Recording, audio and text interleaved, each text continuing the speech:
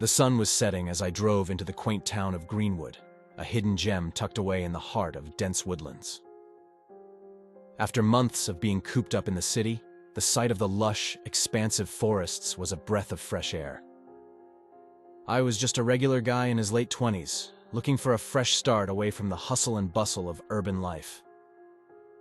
I chose Greenwood for its simplicity and proximity to nature.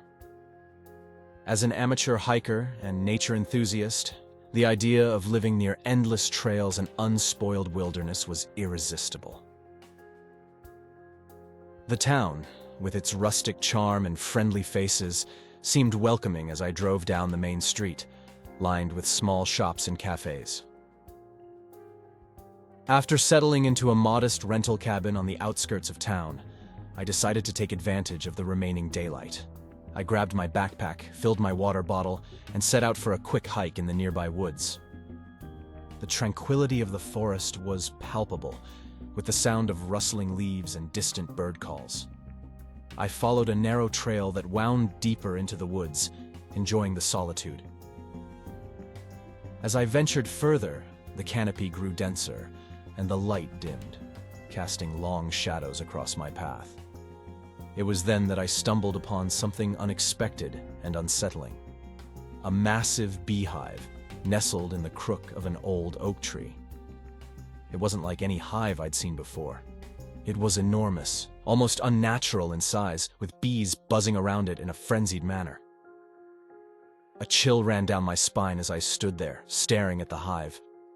I'd always been uneasy around bees, a mild phobia I'd never quite shaken off since childhood. But this was different. The sheer size of the hive and the aggressive behavior of the bees were disconcerting. I could hear a low, ominous buzzing that seemed to fill the air, resonating with a menacing tone. Feeling a sense of dread, I decided to head back. But as I turned to leave, a swarm of bees detached from the hive and headed straight toward me. Panic surged through me as I broke into a run, swatting away the bees that buzzed angrily around my head. I sprinted down the trail, my heart pounding in my chest, the buzzing growing louder as more bees joined the pursuit. I barely managed to escape the swarm, reaching the edge of the woods with multiple stings and my heart racing. Gasping for breath, I looked back at the dense foliage, half expecting the bees to emerge. But the forest remained still, the ominous buzzing now a distant hum. Shaken by the experience, I hurried back to my cabin. That night, as I lay in bed, the image of the massive hive haunted me, and the low, persistent buzzing echoed in my ears. I tried to convince myself it was just a freak encounter, but a deep, unsettling feeling lingered. The next day, the town was abuzz with rumors of mysterious bee attacks and missing pets. Unease spread among the residents as stories of aggressive bee behavior circulated. I listened intently, a growing sense of alarm building within me. The hive in the woods, the aggressive bees, something was very wrong. As the days passed, my unease turned to reclusiveness. The thought of venturing back into the woods filled me with dread, and my mild phobia of bees evolved into a crippling fear. I was a prisoner in my own home, constantly on edge, jumping at the slightest buzzing sound. Then, one evening, as I sat on my porch, the town's power suddenly went out. The streetlights flickered and died, plunging Greenwood into darkness. I heard shouts and confusion from my neighbors, and fear gripped me. The bees, the hive, the strange occurrences, it was all connected, I was sure of it. But little did I know, this was just the beginning of a nightmare that would engulf the entire town. The morning after the blackout, Greenwood was shrouded in an unnerving tension. With no power, the town's usual bustle was replaced by an uneasy quiet. I decided to visit the local diner for breakfast and to gather any news. The diner, usually a lively hub of chatter, was subdued, with hushed conversations punctuating the air. Over a cup of strong coffee, I overheard snippets of conversation from the neighboring table. "Never seen anything like it. Attacked out of nowhere. bees swarming over the Jenkins dog. The pieces clicked together in my mind, forming a disturbing picture. The hive I'd encountered wasn't an isolated anomaly. It was part of something larger, something dangerous. After breakfast, I walked to the town's small library, hoping to find any information about the lab rumored to be in the area. The librarian, an elderly woman named Mrs. Penrose, was surprisingly knowledgeable. She whispered about a biotech company, Genetech Solutions, that had set up a facility on the outskirts of Greenwood a few years back. They're the secretive sort, she said, rumored to dabble in genetic experiments. Returning home, I felt a growing sense of dread. The strange bees, the secretive lab, the attacks, it all seemed interconnected. My fear of bees, once a mere discomfort, had ballooned into a full-blown phobia, making every buzz and hum a source of panic. The town's unease escalated as more incidents were reported. A child stung multiple times in her backyard, a local farmer discovering his livestock dead, covered in bee stings. The whispers of Genetech Solutions' involvement grew louder, but without proof, they remained just whispers.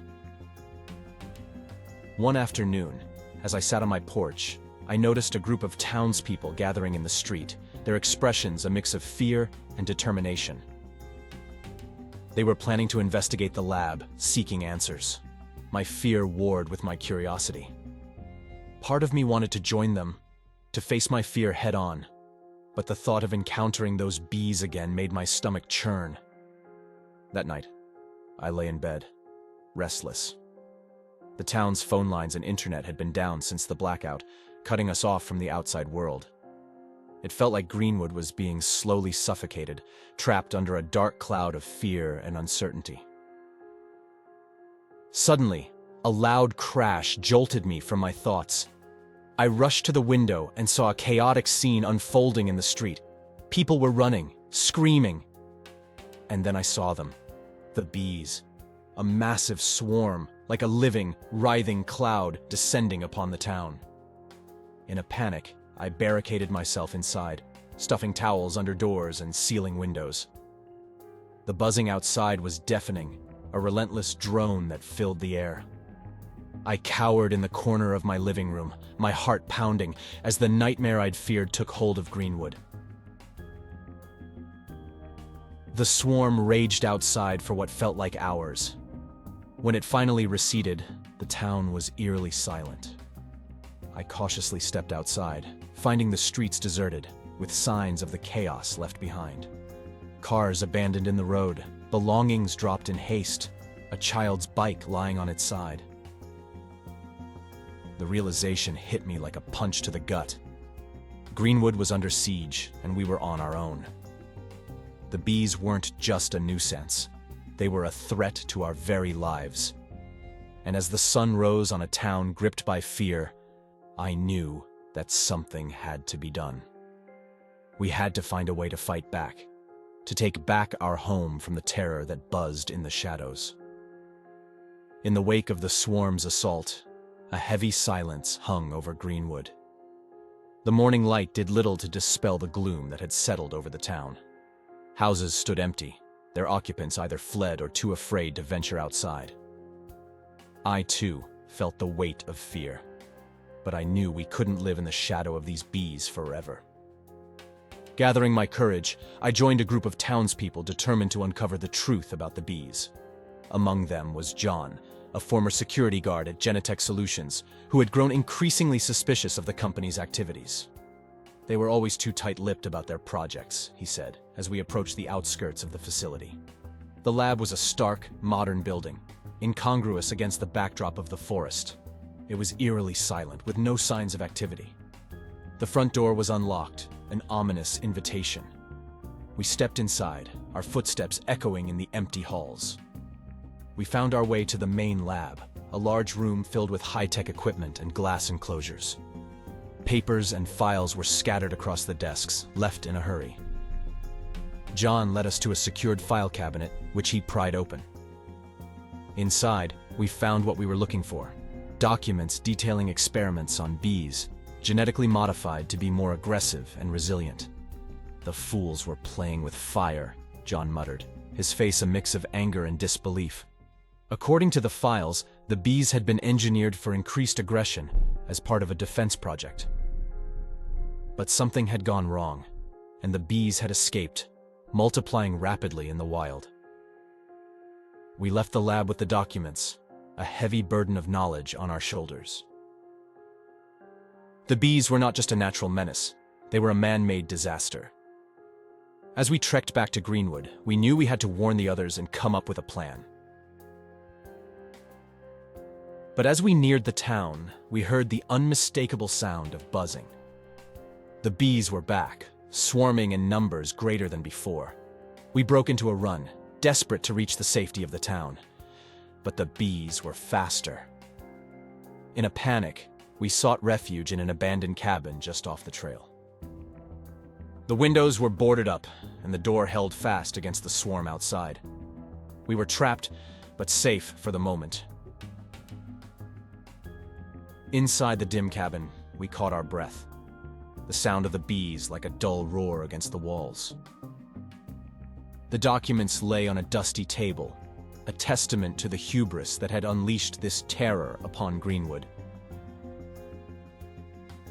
As we sat in the flickering light, a plan began to form. We couldn't wait for help. We had to take matters into our own hands. With John's knowledge of the lab and my growing understanding of the bees' behavior, we started to devise a strategy. "We need to destroy the hive," I said, the words heavy with the gravity of what we were proposing. It was a daunting task, but it was the only way to stop the bees and reclaim our town. The cabin became our war room as we plotted our next move. We would need to be smart, resourceful, and above all, brave. The bees were a formidable enemy, but we had something they didn't: a reason to fight. That night, as I lay on the hard cabin floor, I thought about the journey that had brought me to Greenwood. I had come seeking a fresh start, a new life. But now, I was fighting for my life and the lives of those around me. I closed my eyes, the buzzing of the bees a constant reminder of the battle that lay ahead. The next morning in the cabin, we woke to the eerie quiet outside.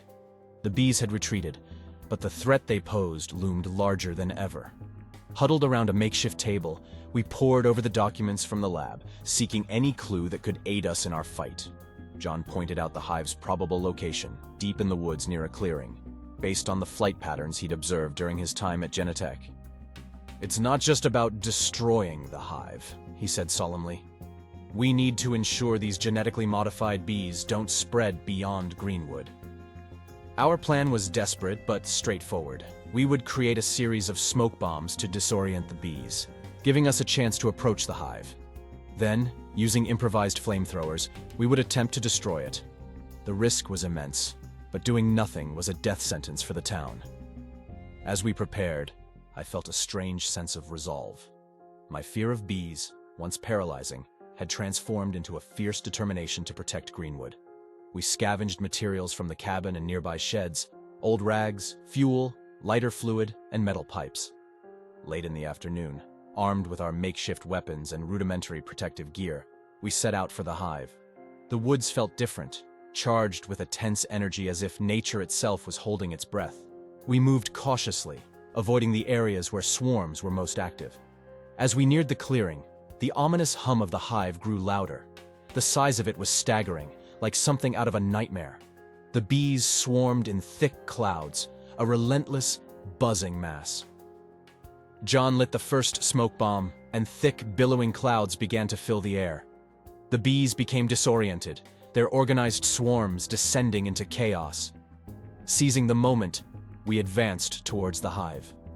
With each step, my heart pounded louder in my chest. I clutched my makeshift flamethrower, a garden sprayer filled with fuel, attached to a metal pipe with a rag at the end. It was crude, but it was all we had. As we reached the hive, the reality of what we were doing hit me. We were about to engage in a battle we were ill-prepared for, against a foe that was unlike anything we'd ever faced. but there was no turning back now. I ignited my flamethrower and aimed it at the hive. Flames roared from the pipe, engulfing the structure in fire. The heat was intense, the air filled with the crackling of burning wood and the enraged buzzing of the bees. The others joined in, directing their flames at the hive. We moved as one, united in our desperate fight. But the bees were relentless, swarming around us in a frenzied defense of their home. Amidst the chaos, I realized the danger we were in. We were in the heart of the swarm, vulnerable and exposed. But there was no choice but to press on. As the hive burned, the bees' attacks intensified. We fought back, swatting and dodging as best we could, but then, one of our group, a young man named David, cried out. He had been swarmed, the bees covering him in a writhing black mass. Without thinking, I rushed to his aid, swatting away the bees and pulling him free. We stumbled back, away from the hive, as the others covered our retreat. As we retreated to the safety of the woods, the hive continued to burn, a beacon of our defiance. But the cost was heavy. David was badly stung, his condition critical. We carried him back to the cabin, our victory tempered by the grim reality of our situation. That night, as I sat by David's side, tending to his wounds, I realized the depth of the sacrifice we had made. We had struck a blow against the bees, but the fight was far from over. The bees were still out there, and we had only angered them further. As I looked out the window at the dark woods, I knew that the battle for Greenwood was just beginning. We had won a skirmish, but the war was far from over. The bees would return, and we had to be ready. The fight to save our town, our home, was far from over. The dawn of the next day brought a heavy realization. Our actions had provoked the bees into a frenzied state. The air outside was thick with their angry buzzing, a constant, menacing drone. David's condition had stabilized, but the urgency of our situation was clearer than ever. We needed to end this once and for all. We gathered in the dim light of the cabin, formulating a final plan. It was clear that destroying the hive hadn't been enough. The genetically modified bees were still a threat, potentially spreading beyond Greenwood if not contained. We needed to eliminate the remaining swarms and ensure no trace of the bees remained. Our strategy was to lure the bees into a trap. Using a concoction of pheromones and sugar water, we planned to attract the bees to a central location, the clearing where the hive once stood. There, we would use every resource at our disposal to eradicate them. The preparation was frantic. We mixed large batches of the attractant, filled sprayers and containers, and armed ourselves with whatever we could find. The air was tense as we set out, the stakes higher than ever. Reaching the clearing, we began to disperse the attractant, the sweet scent cutting through the morning air. The response was immediate. Swarms of bees began to converge on the clearing, drawn by the potent mixture. As the bees gathered, we ignited bonfires around the perimeter, creating a barrier of smoke and flame. The bees, already agitated, became increasingly aggressive. But our plan was working. They were contained within the clearing. The battle that ensued was chaotic and terrifying. Swarms of bees descended upon us, their stings sharp and relentless. We fought back with sprayers of soapy water, which proved effective against the bees, their wings unable to withstand the mixture. Amidst the chaos, I caught sight of John, battling his way through the swarm.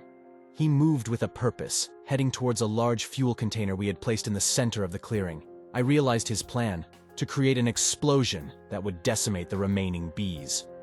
Without hesitation, I followed, fighting my way through the swarm. Reaching John, we worked together, dousing the container with fuel and setting it ablaze. The fire caught quickly, the flames reaching skyward.